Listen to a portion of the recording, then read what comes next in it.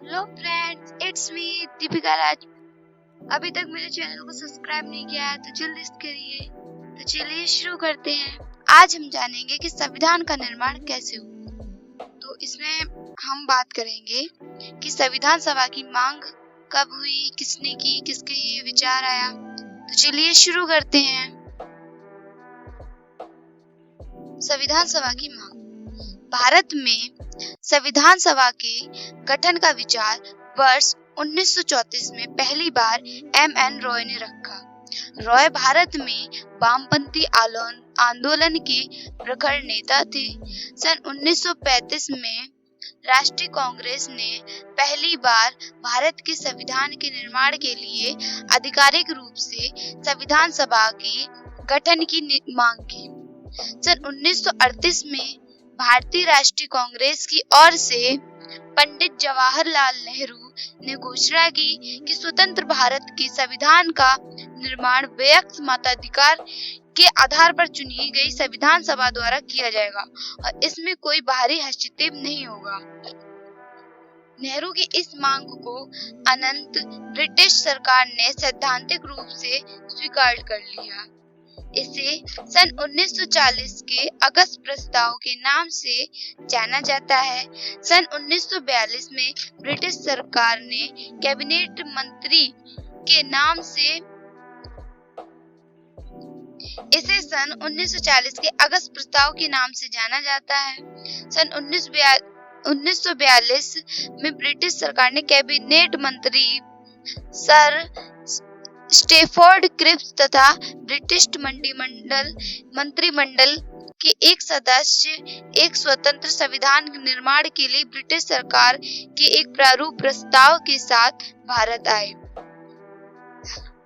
इस संविधान को द्वितीय विश्व युद्ध के बाद अपनाया जाना था।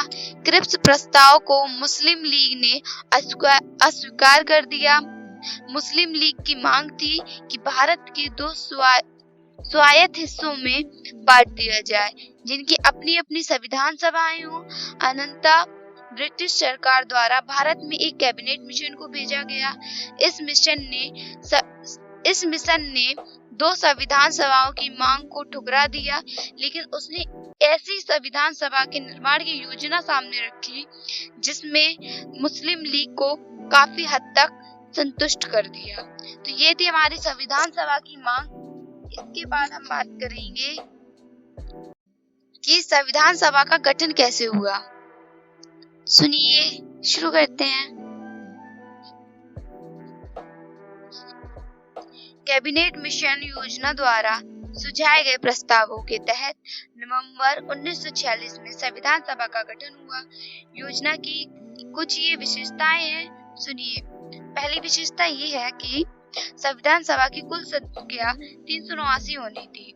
इसमें से 296 सीटें ब्रिटिश सरकार की थी और 93 सीटें देसी रियासतों को आवंटित की जानी थी। ब्रिटिश भारत को